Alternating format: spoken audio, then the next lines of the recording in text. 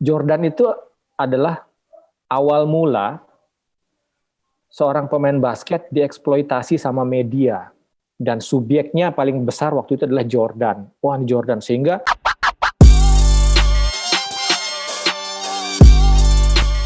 halo semuanya, ketemu lagi dengan kami bertiga. Saya Idan.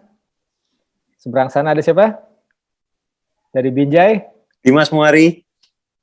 Dan dari Anton Frederick dari Planet Mars. Hari ini kita kembali di Main Basket Podcast dengan obrolan yang menurut gua salah satu topik yang bisa bikin orang itu berantem. Yaitu. Tapi nggak apa-apa, kita ada yang bilang ngomonginnya basi lah, tapi nggak apa-apa lah, kita harus ngomongin ini sesekali gitu. Gimana? Gue tuh pengen tahu Dimas melihat topik ini bagaimana, Santun melihat topik ini bagaimana, dan gue juga kadang-kadang pengen ngasih tau kalau gue ngelihatnya begini. Topik yang gue maksud adalah goat. Kambing. Greatest of all time. Yes. Jadi perdebatan di anak-anak basket di NBA, siapa sih pemain terbaik sepanjang sejarah GOAT ini. Biasanya itu akan selalu muncul 3 nama. Jelas. Michael Jordan, Kobe Bryant, LeBron James. Nah, sebelum kita kemana-mana, gue rasa pencapaian mereka sudah akrab lah. Ya. Sampai tetek bengek yang statistik kecil yang istimewa itu kita sudah disuguhi lewat berbagai macam platform, baik media sosial, website, koran, majalah, TV, apapun. Kayak kita sudah bosan sama itu. Tapi kayaknya menurut gue ada satu hal yang perlu gue garis bawahi ketika ngobrolin GOAT. Gue rasa cincin juara bukan hal yang signifikan. Kenapa? Karena kalau ngomongin cincin juara, sudah selesai perdebatan. Jordan 6 kali, Kobe 5 kali, LeBron 4 kali.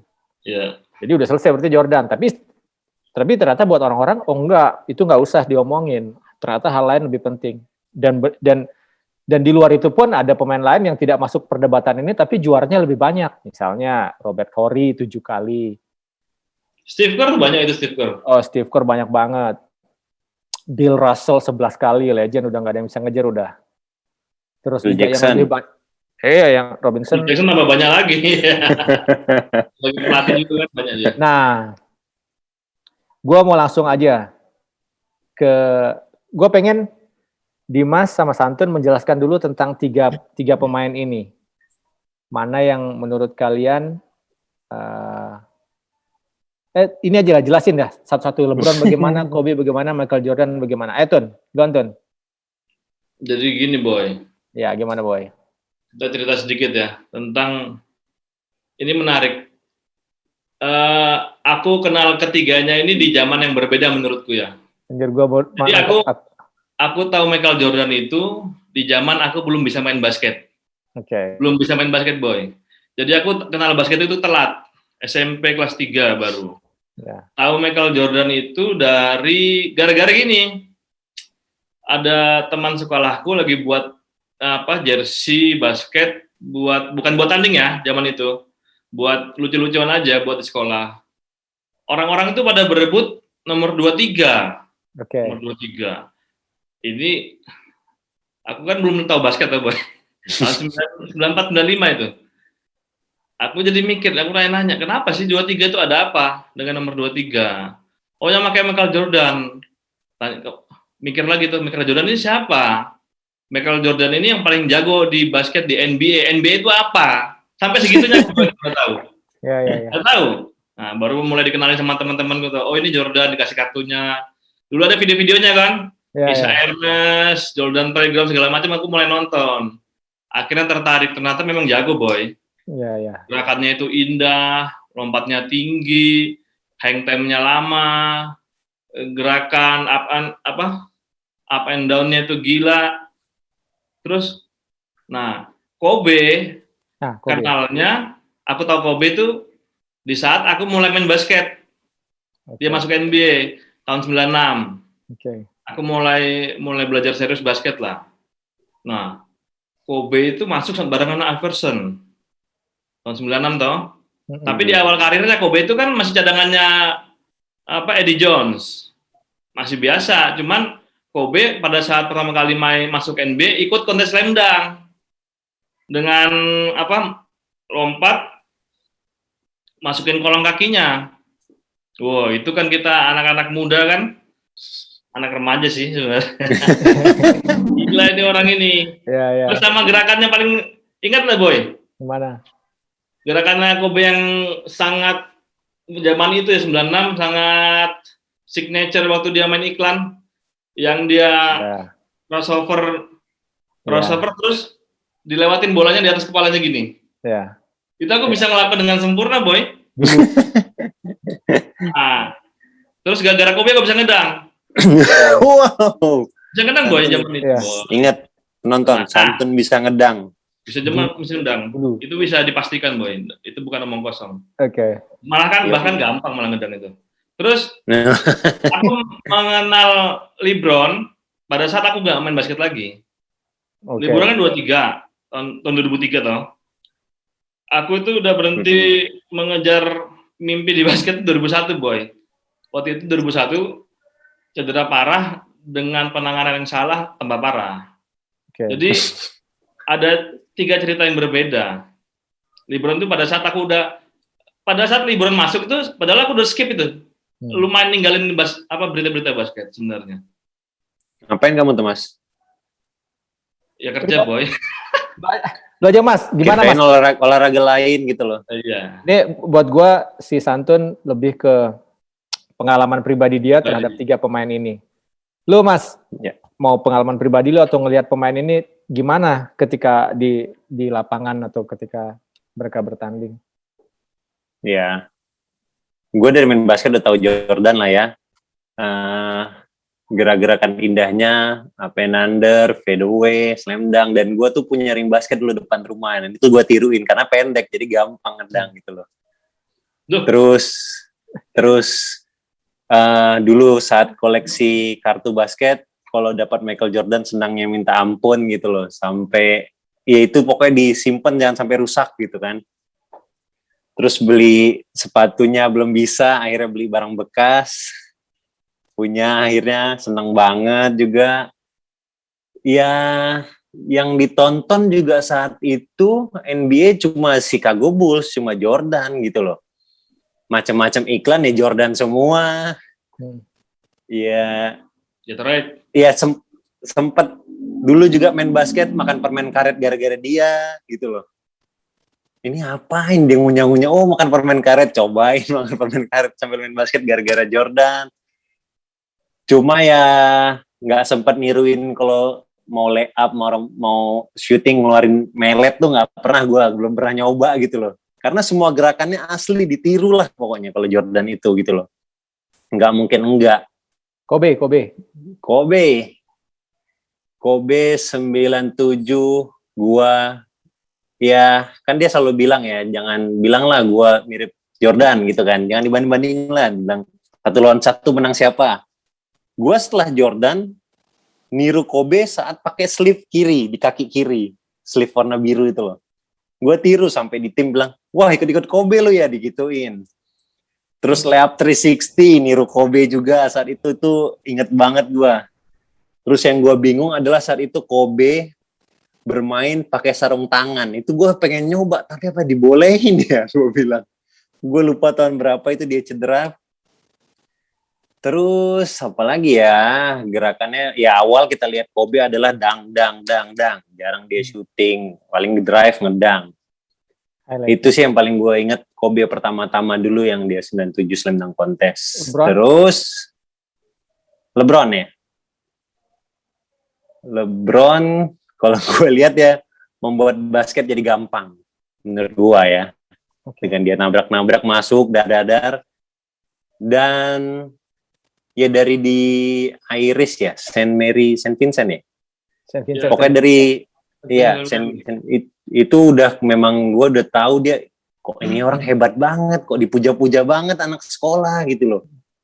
Masih SMA dan Ya, kalau gue menurut gue setelah Jordan yang buat basket juga makin dikenal orang, dia membuat NBA itu, LeBron James dari SMA main di NBA dengan gaya seperti itu. Ya dulu Jordan indah, Kobe indah, gara-gara LeBron basket jadi gampang, NBA jadi gampang, dia tinggal tabrak-tabrak, drive. Itu. Dan yang paling gue ingat lagi ya, dia cepet dapat sponsor gitu loh. Salah satu brand terkenal itu langsung ngerekrut dia, itu yang paling gue ingat. Gila, nih orang udah dapat aja gitu loh, baru tahun pertama. NBA dia. Udah itu sih yang paling gue ingat dari 3 itu. Nih. Nah, makanya. Idan. Kenapa? Kamu belum cerita, Boy. Kenapa? Oh iya. Gue pengen langsung aja gue dari segi game ya. Dari segi game, waktu pertama kali lihat Jordan, gue tuh takjub, akhirnya jago banget gitu. Tapi entah kenapa gue sulit mengidolakan dia. Gue tuh bahkan lebih suka lawannya, si Gary Payton. Gue lebih suka Gary Payton waktu itu. Jadi, tapi gue akui ini orang anjir dia jago banget, gimana cari berhentiinnya gitu. Terus kemudian kan gue rasa sama ya kita kemudian mengenal Jordan lebih banyak tuh kemudian lewat video-video berikutnya kan, kita lihat lagi. Emang atletisismenya itu luar biasa. Jadi gimana cara orang main seperti itu ya? Dia bisa lincah sekali, lihai sekali gitu dalam mencetak angka. Tapi memang juga dukungan teman-temannya menurut gua, setelah gue perhatiin kan, mencoba mempelajari basket secara keseluruhan, menyeluruh, walaupun juga belum semuanya bisa kita pelajari dengan baik. Tapi Jordan menurut gua, ya karena ada teman-temannya, Pippen, ada Rodman, ada siapapun sebelum-sebelumnya, itu yang membuat dia jadi luar biasa. Terus kemudian, tapi tetap jago ya. Terus kemudian Kobe Bryant, gua sangat suka sama Kobe Bryant, sempat suka banget. Tapi pas dia pakai nomor 8, waktu dia berubah pakai nomor 24, entah kenapa gue merasa anjir nih pemain jadi arogan ya. Jadi kayak buat gue ya secara pribadi ya, kok dia jadi kayak wah Mamba mentality lah di apa segala. Tuh kan sebelum itu belum nggak ada tuh ngomong Mamba mentality pada saat nomor 8 tuh, menurut gue, seingat gue ya, koreksi kalau keliru. Jadi dia masih humble waktu itu, masih mainnya tuh juga masih eksplosif banget bagaimana. Tapi setelah dia pakai nomor 24, tambah sangar mungkin tambah sangar iya, tapi buat gue lumayan rada lebih egois atau gimana ya, gue nggak tahu ya. Tapi itu yang gue lihat dari Kobe. Dan terakhir adalah LeBron. Nah LeBron itu sebaliknya dari Kobe. Awalnya gue anjir ini pemain kok nggak juara-juara ya gitu, padahal jago banget gitu. Lama banget kan kemudian dia juara ya. Kok nggak juara-juara, terus kemudian dia pindah ke Miami tahun berapa itu? 2012 ya. Dia pindah ke Miami, banyak yang menghina gitu, payah lu, akhirnya pindah gitu, nggak setia. Waktu itu gue biasa aja, ya udah pindah-pindah aja gitu. Ternyata 2 tahun kemudian ya juara ya. Kemudian juara gitu, wah akhirnya juara gitu. Jadi di situ gue mulai agak serius memperhatikan LeBron, gimana dia main apa segala. Dan pada titik ini ketika harus ngebandingin ya,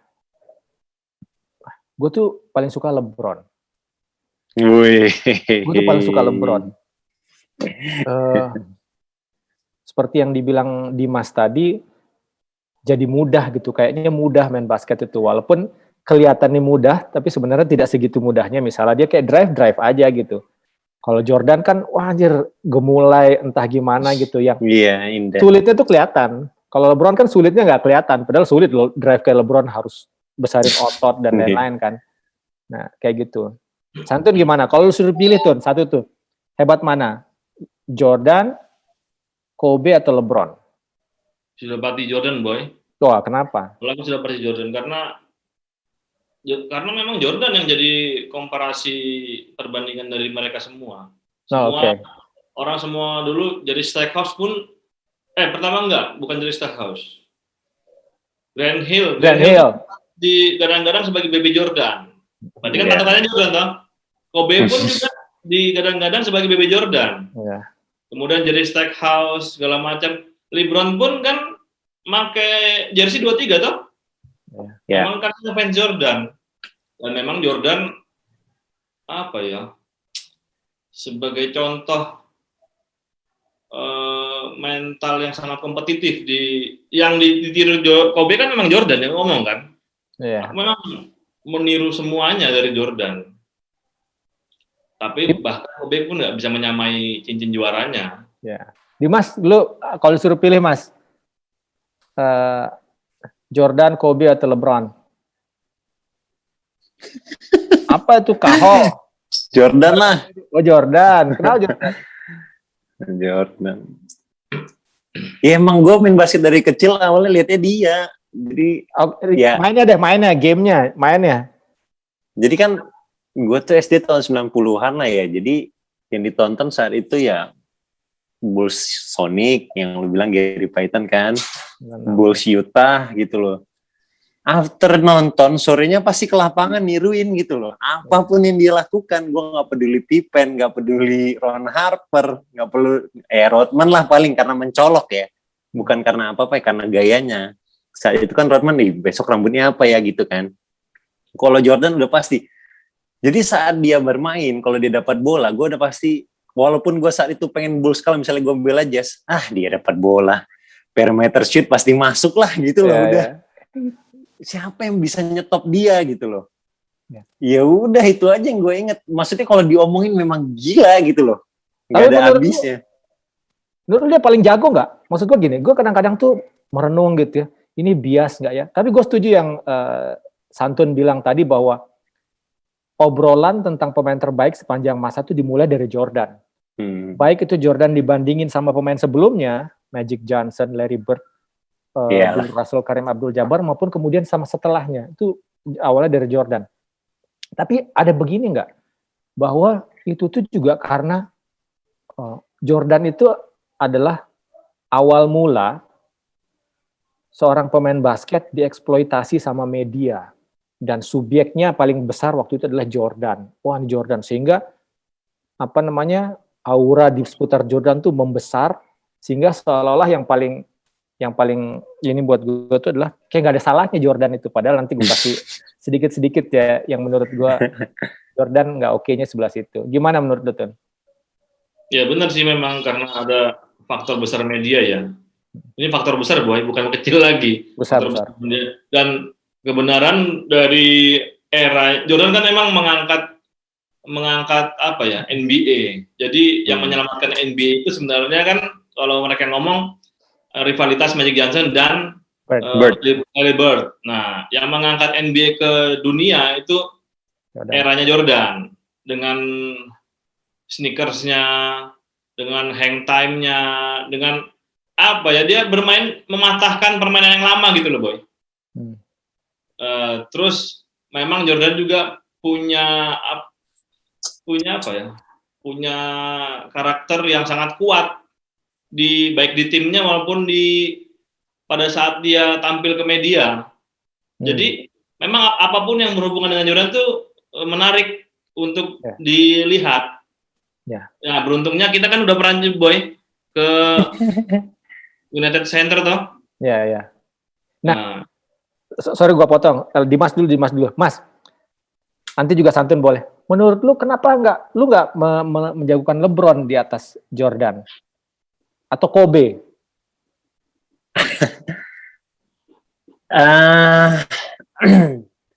Ya mungkin kalau gue sih udah ke brainwash dengan dia dari awal kali ya.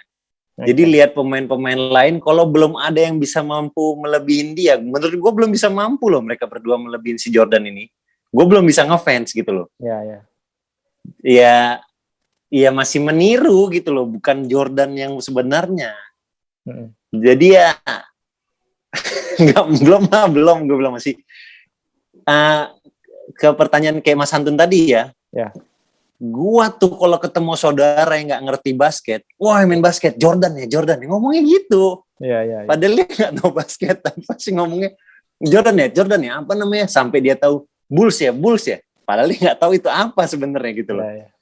Tapi pasti ngomongnya, wah basket Jordan ya gitu loh. Jadi di otak orang tuh basket Jordan. Ya. Tun, kenapa bukan LeBron atau Kobe, Tun? Enggak, kalau aku ngelihatnya dari sangat aku harus fair ngomong. Aku pun sebenarnya bukan fansnya Jordan, Boy. Oke. Bukan fansnya Jordan, aku fansnya Allen Iverson. Oke. Dari dulu aku fansnya Allen Iverson. Tapi memang kita kan harus mengakui dengan besar hati, memang Jordan ini gila, Boy. Aku nggak bisa jadi walaupun aku sangat suka dengan permainan gaya, dulu aku bermain gayanya Iverson, yang aku tiru itu, dengan kecepatan segala macam, tapi sekarang Iverson udah mirip kamu, Boy, bodinya, Boy. Jordan memang ya gila, Boy, luar biasa dia tuh.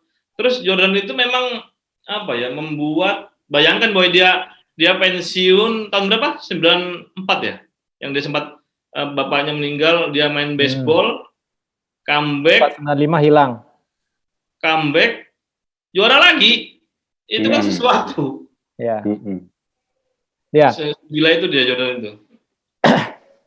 Gue pengen ini bukan mengebilan, cuman gue gini, gue tuh selalu merasa semua pemain-pemain ini jago buat gue ya, pemain-pemain ini jago. Cuman gue merasa bias medianya terlalu kuat. Jadi ditonjolin gini, Jordan dan Kobe itu sangat jarang orang, atau menurut gue nggak gue tangkap, orang ngejelekin mereka. LeBron sebaliknya, yang dicari kejelekannya dari kejelekannya. Jadi kebalikannya. Misalnya begini, ini salah satu cerita favorit gue nih waktu Clyde Drexler di Olimpiade Barcelona 92, Dream Team. Clyde Drexler datang mau duduk sama Jordan sama Magic Johnson. Mau duduk situ Drexler sama Johnson bilang, "Eits, nggak boleh duduk sini loh. Ini buat yang udah juara aja," dia bilang gitu. Drexler kayaknya tersinggung. Drexler bilang gitu. Drexler belum juara kan? Drexler juara 95 kalau nggak salah. Dia bilang gini, Drexler, "Wah, lu belagu lu. Lu itu di Lakers ada Karim, ada dan lain-lain. Jordan, lu punya Pippen. Gua ini sendiri, gua nggak ada siapa-siapa. Gua angkat tim gitu." Nah, ya narasinya yang menurut gua narasinya sama kayak Kobe menurut gua ya. Ini kan jadi subjektif ya. Kobe itu juga sama. Dia juara ketika dia punya partner yang ada Shaquille, ada Pau gitu. Iya. Narasinya itu adalah seolah-olah mereka ini yang menguatkan, encouraging teammates-nya. Tapi sebaliknya, ketika ngomongin LeBron, kebalikannya, wah LeBron mah nggak berhasil ngangkat teammates-nya apa segala. Padahal teammates dia juga, ya lu boleh sebut lah memang bagus, tapi juga itu bukan hal yang mudah menurut gua.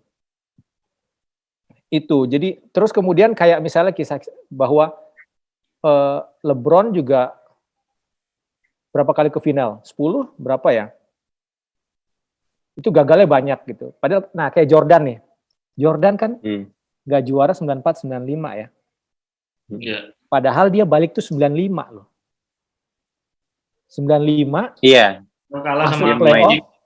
Kalah sama Orlando Magic. Gak ada yang ngomongin. Orlando, iya. Seolah-olah dia belum balik. Bukan, Boy, pada saat itu sosial media belum rame. Bisa jadi ngomongin. Gak ada yang ngomongin. Media yang ngomong situ. Iya. Padahal dia tuh gak, artinya. Tapi itu pinternya, Boy. Pinternya. Jordan. Ya, saat dia comeback dia nggak pakai 2-3. Akhirnya dipakai, Boy. Kemudian jadi dia alasan. Iya, tapi setelah. Terus kemudian juga kayak misalnya setelah dia main di Wizards, nggak ada yang ngomongin Jordan di Wizards. Walaupun sebenarnya bagus loh Jordan di Wizards. Bagus, timnya jelek. Timnya jelek deh. Dia tuh masih jago di situ. Jadi masih oke gitu. Ini cuman ya itu balik lagi. Nggak ada yang ngomongin itu gitu. Kalau LeBron mah selesai, sudah digorok sama orang kalau dia main jelek gitu. Gimana menurut lu, Tun, kalau dari sudut pandang kayak gitu?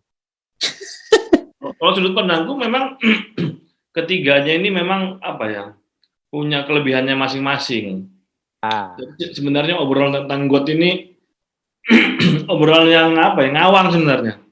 Asik, ya betul tuh. Ya, ngawang, nggak ada ujungnya. Kobe punya ciri khasnya sendiri, LeBron punya ciri khasnya sendiri. Tapi ketiganya ada kesamaan.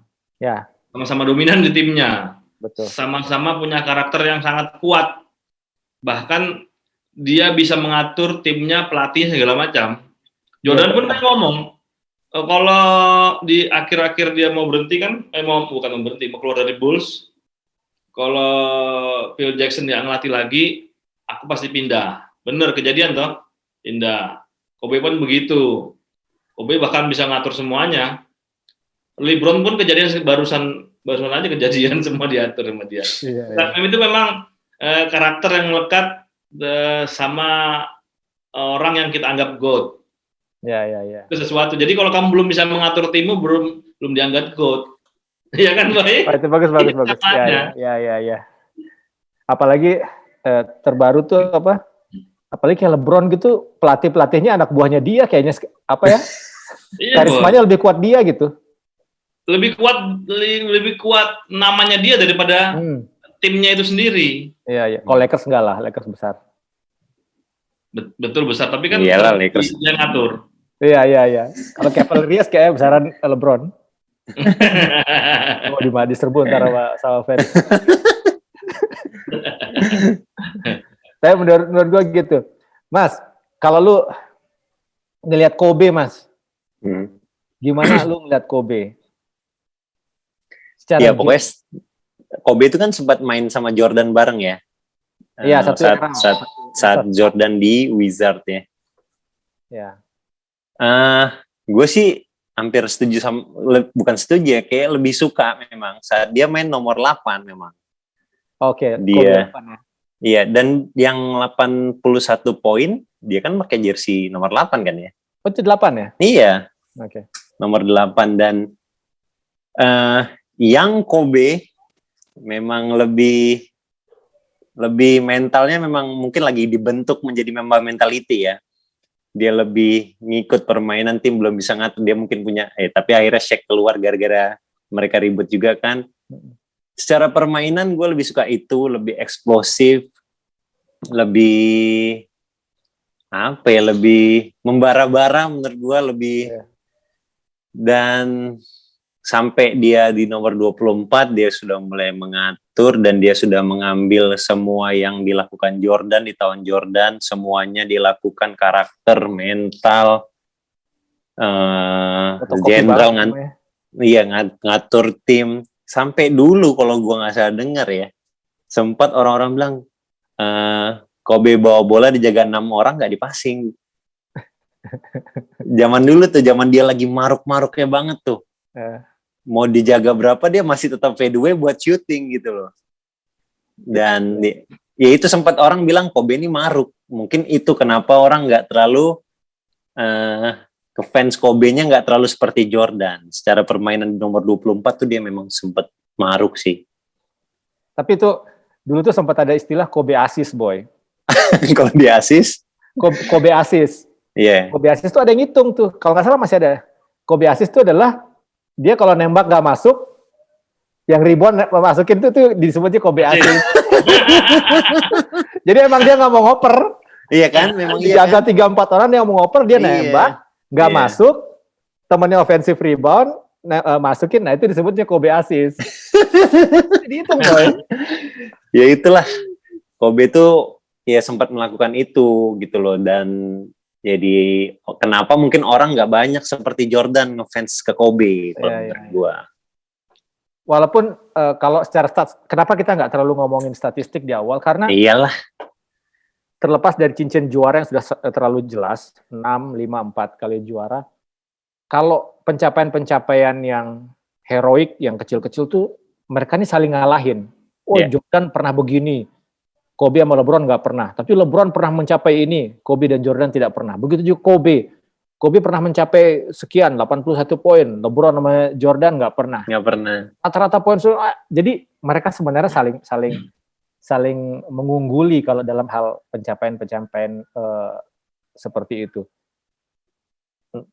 Tun, ada lagi nggak Tun tentang tiga pemain ini yang layak untuk lu sampaikan?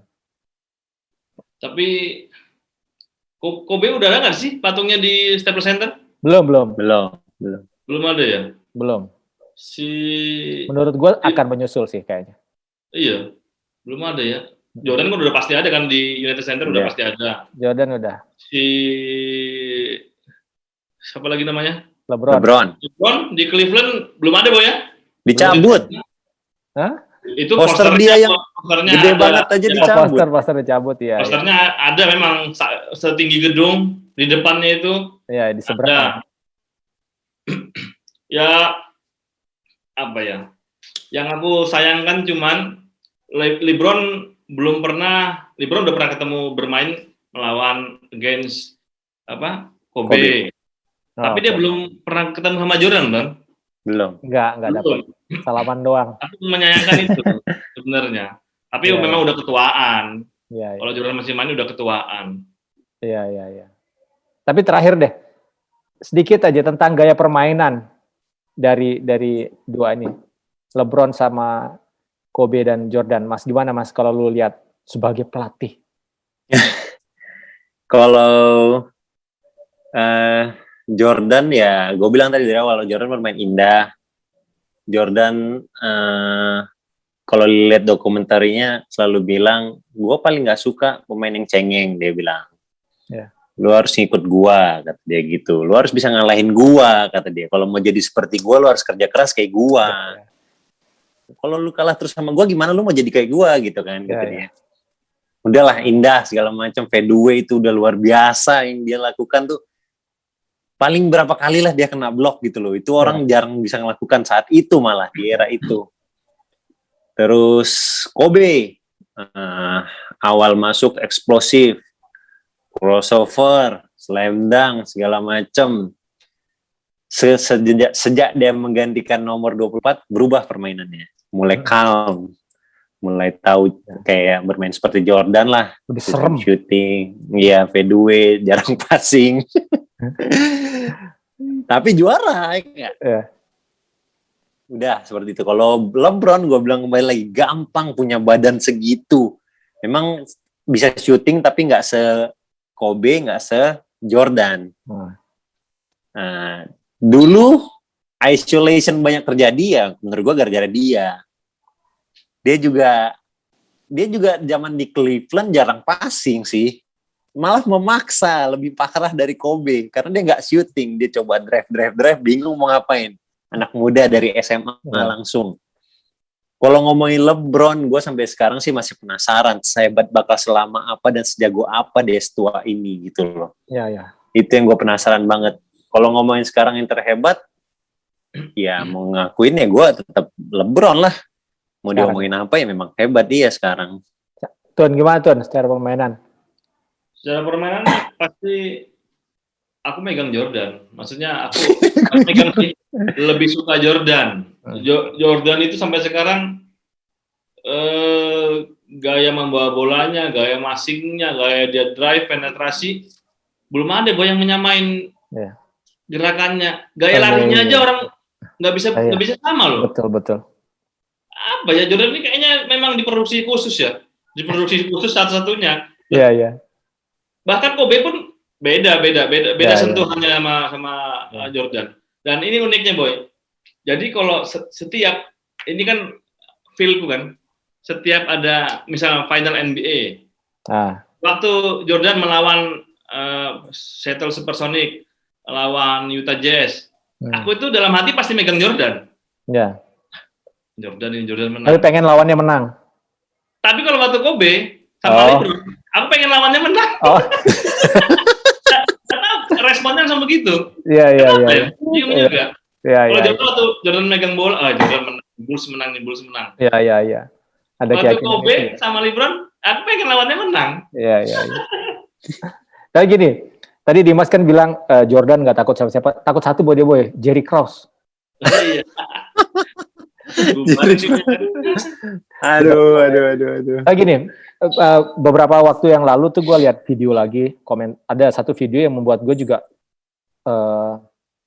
gue tuh nggak pernah nggak respect sama Jordan, tapi kemarin tambah respect sama Jordan adalah ketika dan ini nyambung sama gue, apa yang gue suka dari basket. Jordan bilang begini, jadi pada saat dia masih aktif tuh ada wartawan yang nanya, menurut lu siapa pemain terbaik di muka bumi ini gitu.